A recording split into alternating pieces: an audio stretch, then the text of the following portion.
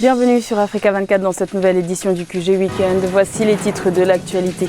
Vers la mise en œuvre des résolutions issues du dialogue politique inclusif au Mali, le président Ibrahim Boubacar Keïta assure que les grandes décisions adoptées lors de cette rencontre devraient être appliquées en 2020. Retour sur les grands événements politiques qui ont marqué 2019 au Gabon, une année mouvementée, alimentée par de nombreux changements au sein de l'exécutif. Nous y reviendrons en détail dans cette édition.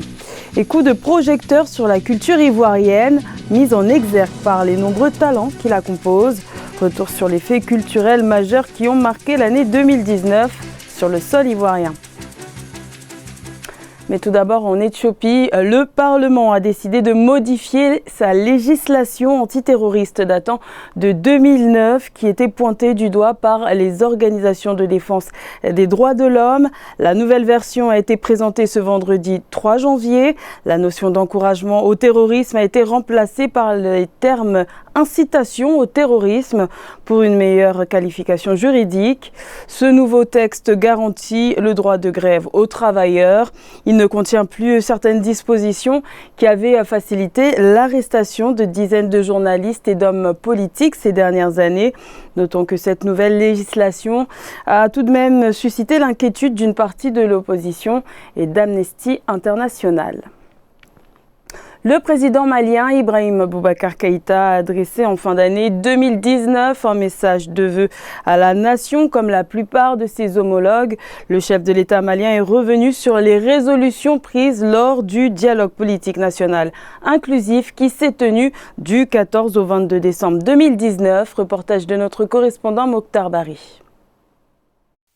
L'année 2020 s'annonce sous de bons auspices au Mali.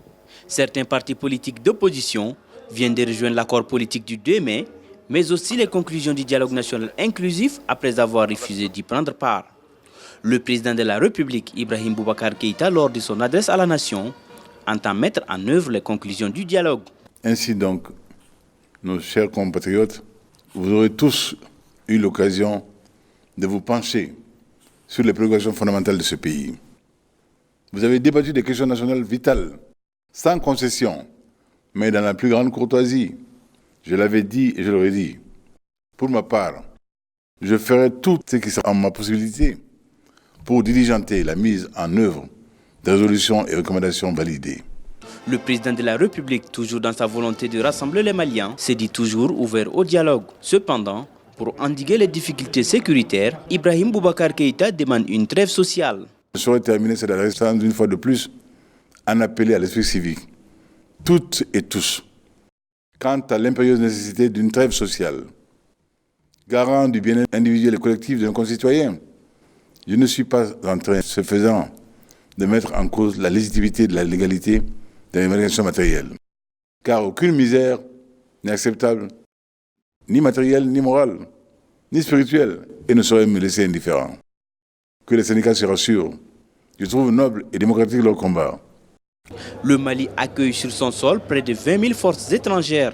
Le président appelle à la conjugaison des efforts afin de venir à bout des leaders terroristes. Toujours au Mali, l'année 2020 ne sera pas de tout repos pour le gouvernement. Les syndicats de l'éducation viennent d'annoncer une grève de 14 jours à partir du 21 janvier. Un mouvement social reconductible si leurs revendications ne sont pas satisfaites avec rétention des notes.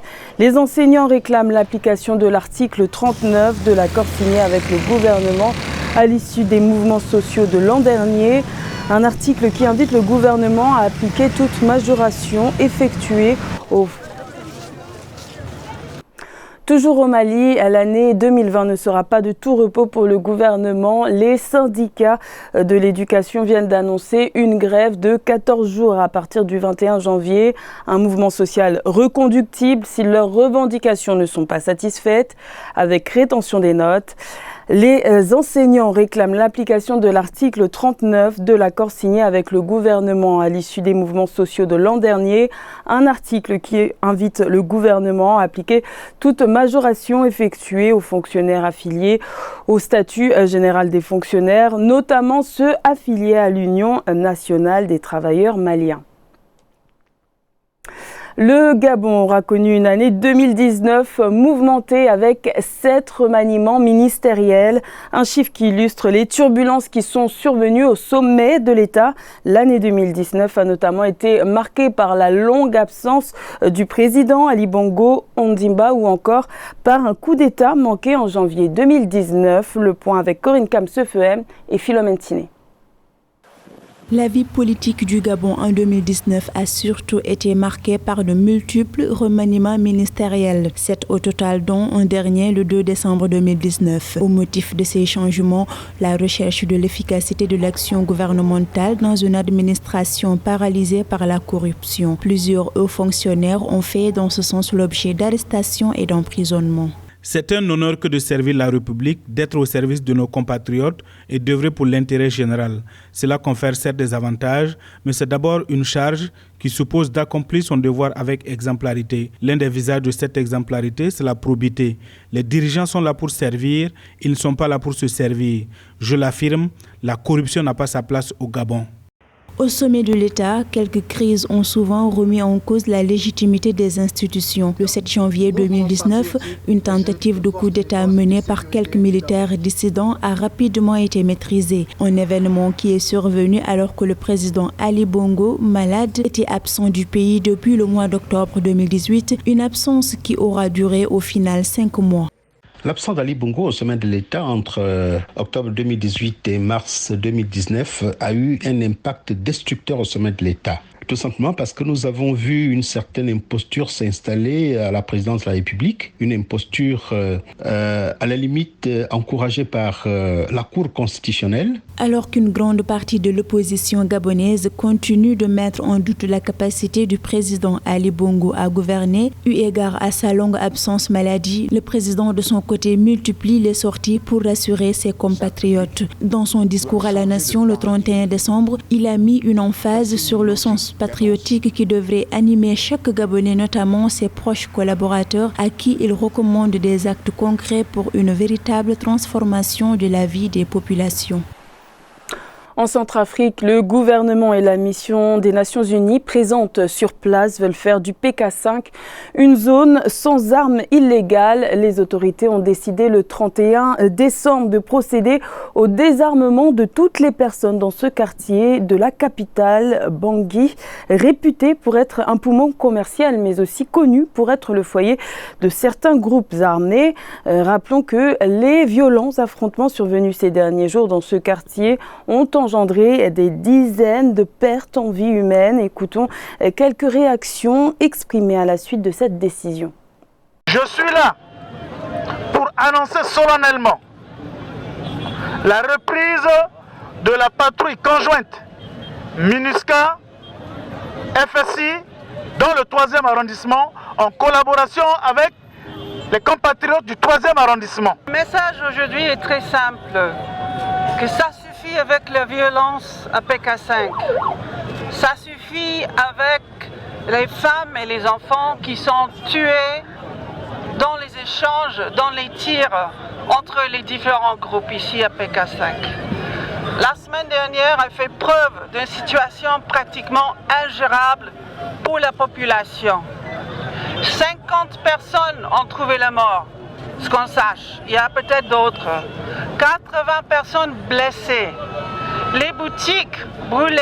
Tout individu, homme ou femme, qui sera vu avec une arme circulant dans PK5 sera arrêté, désarmé ou neutralisé si elle résiste. Donc ce principe doit être appliqué par tous et bien compris par chacun. Ce que le gouvernement a fait aujourd'hui pour le 3e, ça nous a beaucoup donné le courage et ça prouve que vraiment le gouvernement n'a pas oublié le 3e arrondissement. Donc nous sommes à 100% pour le venu du gouvernement dans le 3e arrondissement. Également dans l'actualité au Burkina Faso, les autorités ont décidé ce vendredi 3 janvier de prolonger le couvre-feu pour une durée de 3 mois dans l'est du pays en raison de la menace terroriste. Pour rappel, les 24 et 25 décembre 2019, le pays avait été frappé par 2 attaques terroristes consécutives à quelques heures d'intervalle dans le nord du pays. Notons que le Burkina Faso est confronté à de multiples attaques terroristes depuis 2015. Au Kenya, le principal port du pays, Mombasa, a connu la meilleure performance de son activité fret en 2019 avec 1,4 million de conteneurs traités. Une performance rassurante pour le Kenya qui envisage d'investir 193,5 millions de dollars dans le cadre de la modernisation de ce port. Philomène Tiné.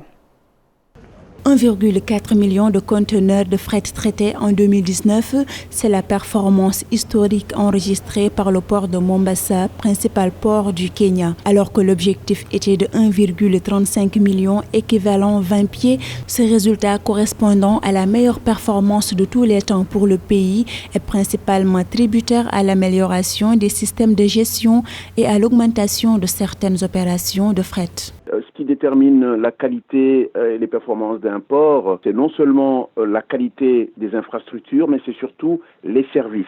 Et encore une fois, il faut savoir que le plus important, ce n'est pas l'attractivité seule du port lui-même, c'est la satisfaction des clients du port. Et vous pouvez être sûr que les Kenyans, en ce moment-ci, ils visent le marché intérieur et le marché international. Les chiffres pourraient atteindre plus de 34 millions de tonnes manutentionnées en 2019 au niveau du port de Mombasa.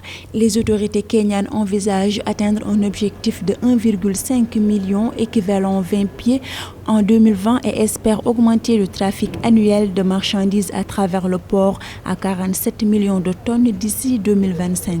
Le port de Mombasa est un grand hub, non seulement pour l'Afrique de l'Est, mais également pour l'Afrique centrale. Du fait de sa modernité et de facilité que ce port a, il joue un rôle centralisateur. Pour mieux développer son secteur portuaire et tirer profit de sa position géographique, le Kenya a construit un deuxième port à Lamu, au nord de Mombasa, d'une capacité de fret de 23 millions de tonnes par an.